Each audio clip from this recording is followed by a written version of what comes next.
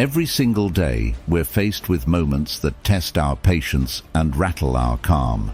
Whether it's a traffic jam when you're already late, a co-worker's irritating habits, or your phone battery dying in the middle of an important call, life seems full of these little battles. It's not just about these minor irritations, though. It's about how we respond to them that shapes our days and ultimately our lives. Today we're diving deep into the ancient wisdom of Stoicism, a philosophy that teaches us not just to survive these moments, but to thrive in them. Stoicism provides us with the tools to transform daily frustrations into opportunities for personal growth and inner peace. By the end of this video, you'll not only understand why these principles have influenced some of the world's greatest minds for centuries, but you'll also have practical strategies that you can apply right now, today, to start living a more resilient and fulfilling life. So let's embark on this journey together, exploring how the calm logic of Stoicism can help us control our reactions, cultivate serenity, and bring about profound personal transformation. If you appreciate what we're diving into today and want to keep learning together, do me a simple free favor by hitting the subscribe button and make sure you don't skip any part of the video to get the full transformative insights we're about to explore. Let's get started. Lesson number 1: recognizing anger as natural. It's important to remember that everyone feels angry sometimes. It's part of being human.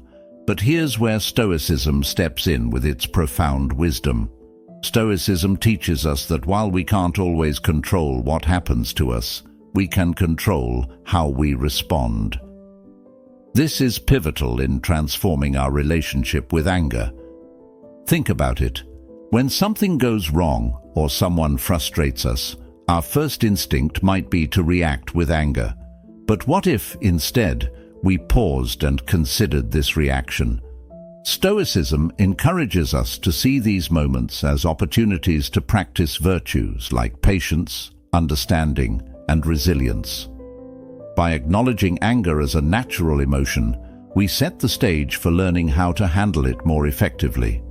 The Stoic philosophers like Epictetus and Marcus Aurelius often discussed the concept of not being swayed by external events, but instead focusing on our internal responses. They believed that our emotions, including anger, come from our judgments about events, not the events themselves. So, when we feel angry, it's often because we're placing a particular value or judgment on what's happened. This understanding opens up a powerful opportunity for us. Each time we feel anger rising, we can ask ourselves, what judgment am I making about this situation? Is there another way to view it? This is not about suppressing or denying your anger. It's about understanding it. By getting to the root of what triggers our anger, we can start to change our responses. For instance, if you get cut off in traffic and feel the anger bubbling up, recognize this as a chance to examine why you react this way. Is it really the action of the other driver, or is it your belief that your route should be obstacle-free? Moreover, acknowledging anger helps us to empathize with others who might also struggle with their emotions.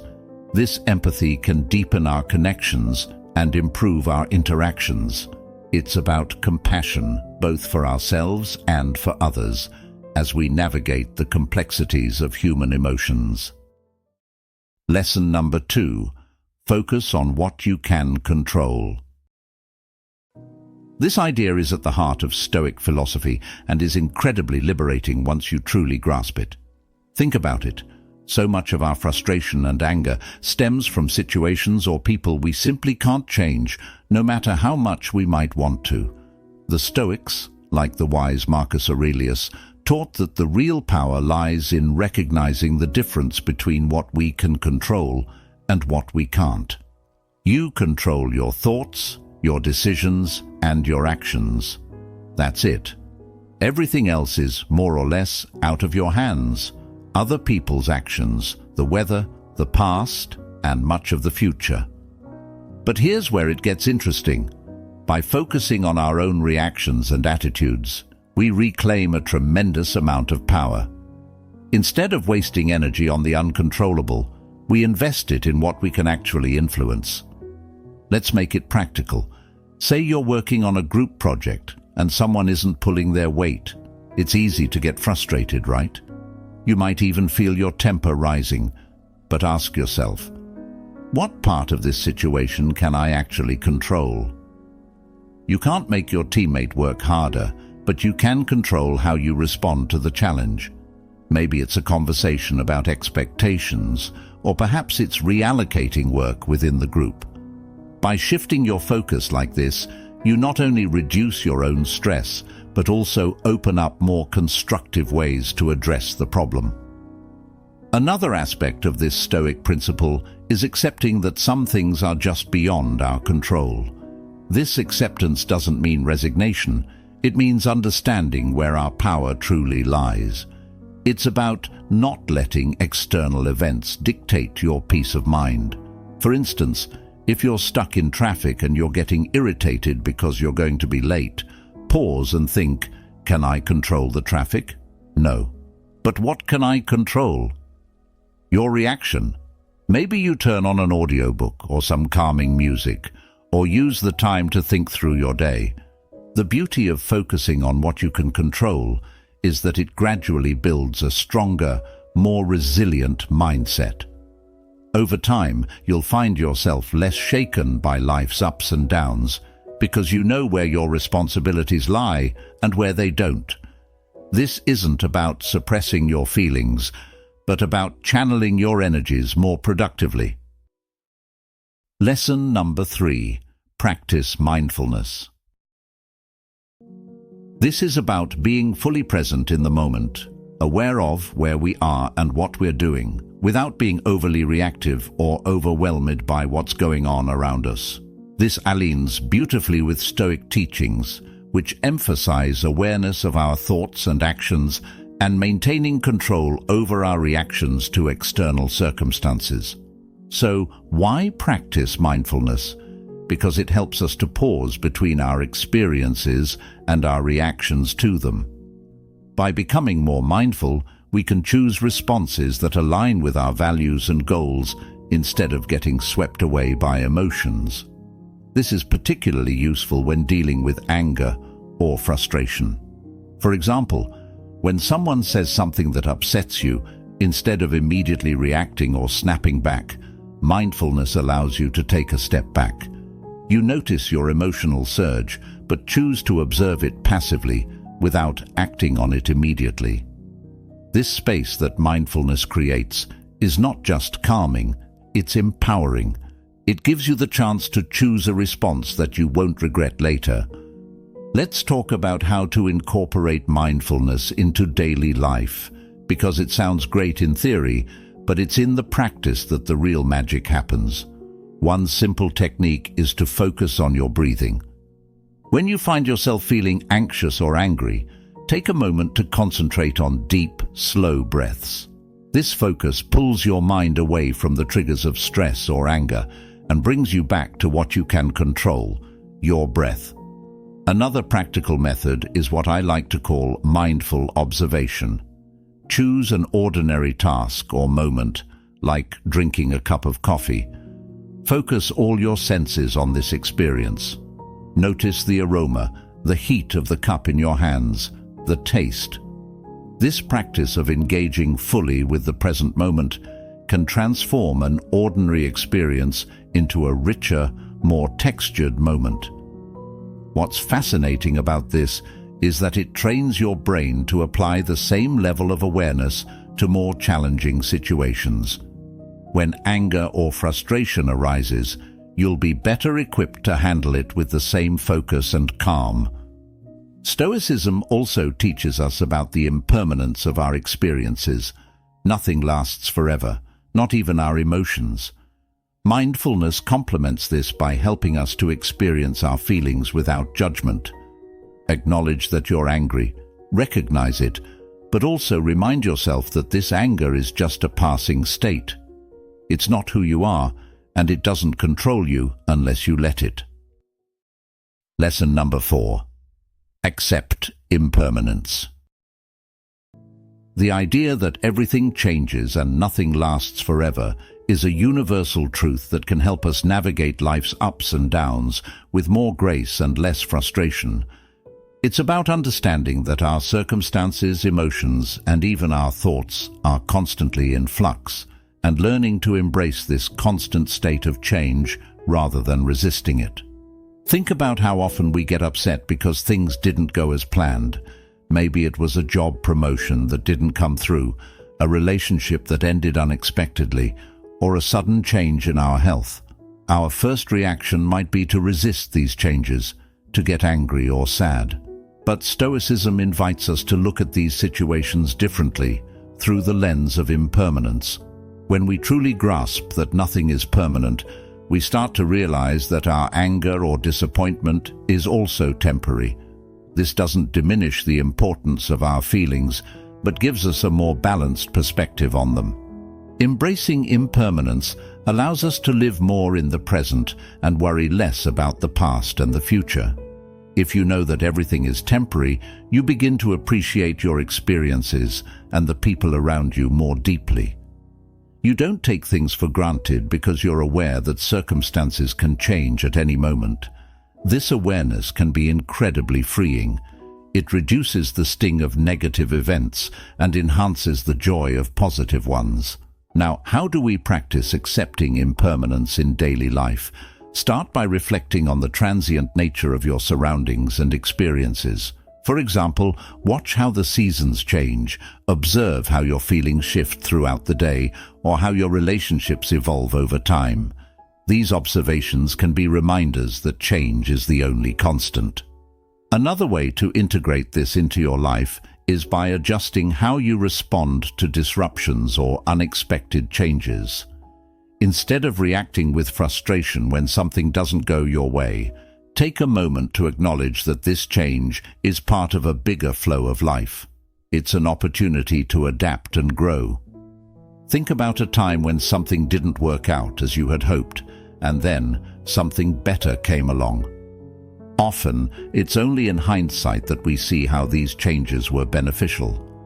Stoicism doesn't just ask us to accept impermanence, it encourages us to find strength in it.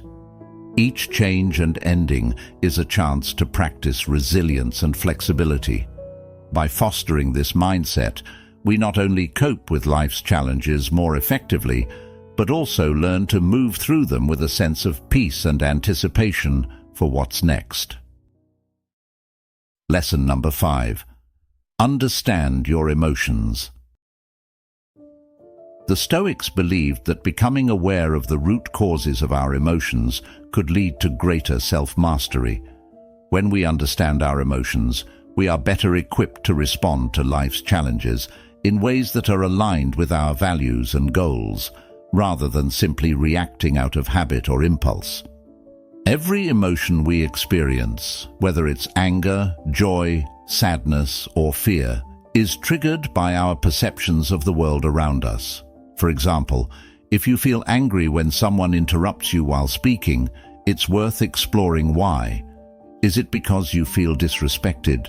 Or perhaps it reflects a deeper insecurity about your voice being heard? By digging into these questions, you can begin to understand not just your reactions, but also the beliefs and values that underlie them. This understanding is crucial because it gives you the opportunity to change your perceptions and, consequently, the way you feel. Stoicism teaches us that our emotions are predicated on our judgments. The good news is that judgments can be examined and changed. So, when you feel a strong emotion, try to step back and ask yourself, what am I believing right now? Is this belief true? Is it helpful? This kind of questioning can be very powerful. It allows you to shift your perspective and choose a different emotional response, one that serves you better.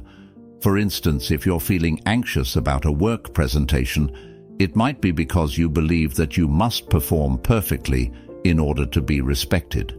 But is this really true? Likely, your colleagues value your effort and sincerity more than perfection.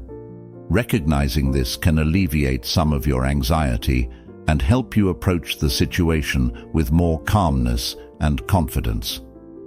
Practically speaking, journaling can be an incredibly effective tool for understanding your emotions. By writing down what you feel and exploring why you feel it, you can uncover patterns and triggers that you might not be aware of otherwise. This reflection not only helps in the moment, but also builds a sort of emotional intelligence over time that can make you more resilient and adaptable. Another approach is to discuss your feelings with someone you trust, a friend, a family member, or a mentor. Speaking about your emotions can provide new insights and perspectives that you might not have considered. It's often through dialogue that we come to new understandings about ourselves and our relationships. Embracing the Stoic approach to emotions isn't about suppressing what you feel. On the contrary, it's about engaging with your emotions in a proactive and reflective way. It's about taking control of the narrative of your inner life. By understanding your emotions, you're not just reacting to the world, you're actively shaping your experience of it. Lesson number 6. Develop patience. Stoicism teaches us the value of patience not just as a way to endure, but as a method to transform our experiences. Patience, according to Stoic philosophy, isn't just about waiting. It's about how we behave while we wait. It's about maintaining our composure and dignity in the face of life's delays and challenges, understanding that these are often outside our control. In our daily lives, we encounter countless situations that can trigger impatience, from a slow-moving line at the grocery store to a traffic jam or a delayed response from a colleague. Our first instinct might be to feel irritated or stressed, but here's where Stoicism comes into play. It encourages us to see these moments as opportunities to practice virtue.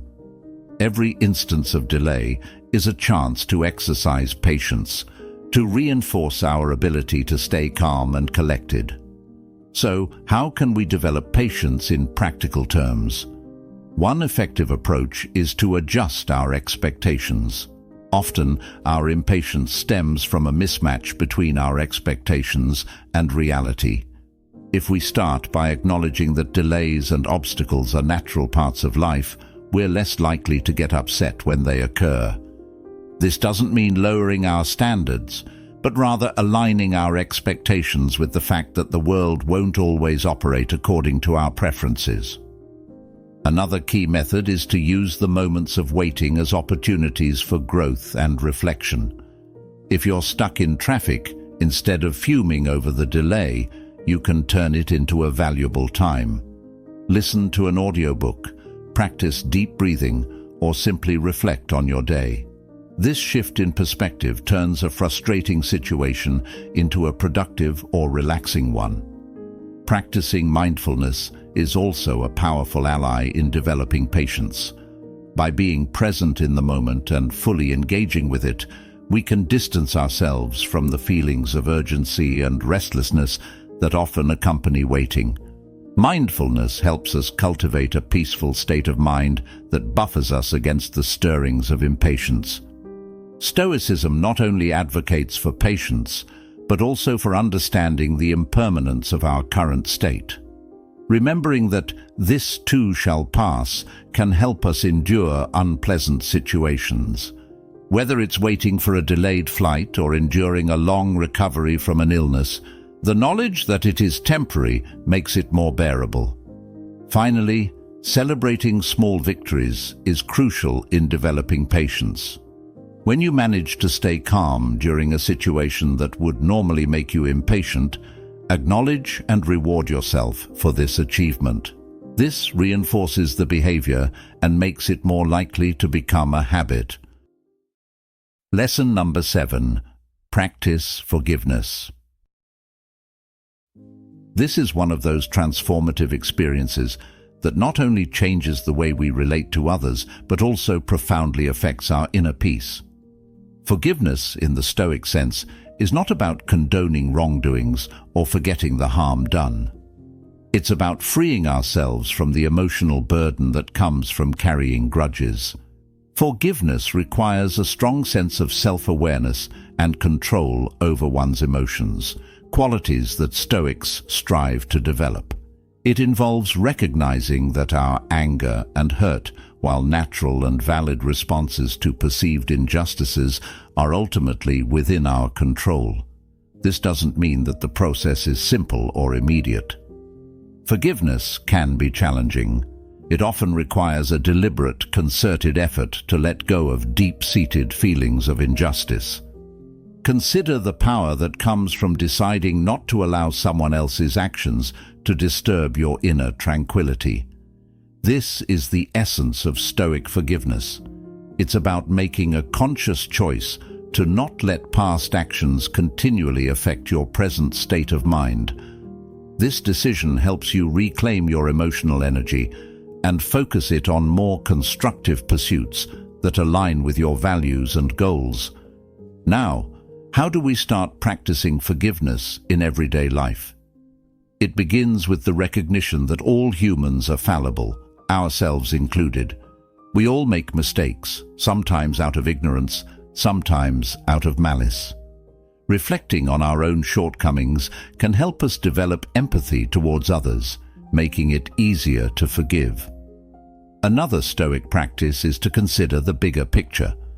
Often, the things we hold on to are not as significant in the grand scheme of our lives. By focusing on our long-term well-being, which is bolstered by peace and harmony, the immediate sting of grievances can be mitigated. Practicing forgiveness also involves actively reframing our narratives.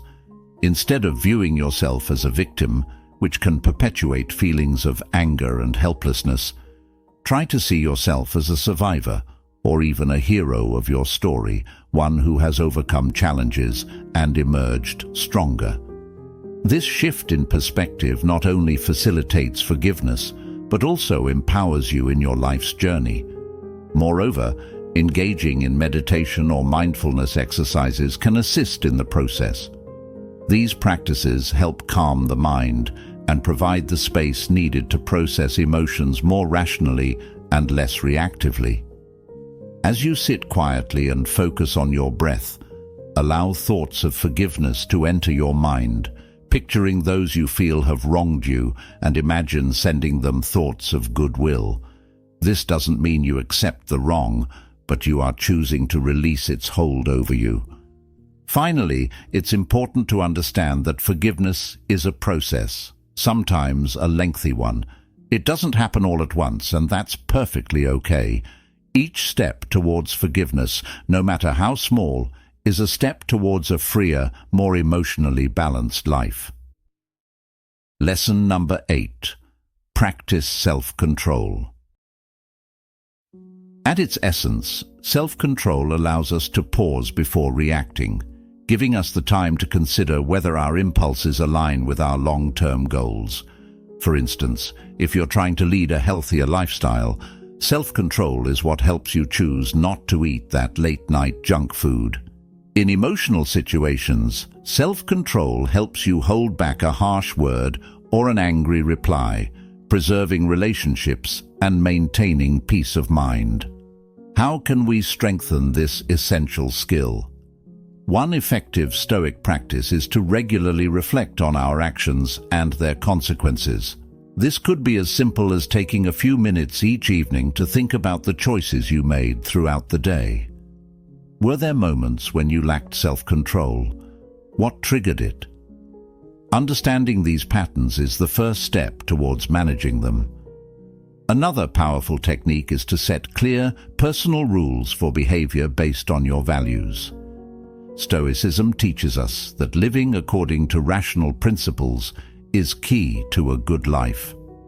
By setting and following your own rules, for example, not checking your phone during meals or limiting time spent on social media, You exercise self-control in ways that directly improve your daily life and well-being.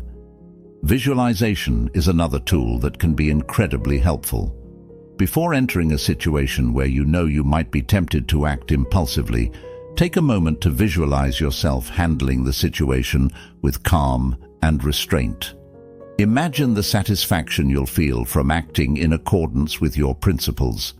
This mental rehearsal can make it much easier to keep your cool in the heat of the moment. It's also beneficial to gradually increase your tolerance for discomfort, which is a big part of what self-control is all about.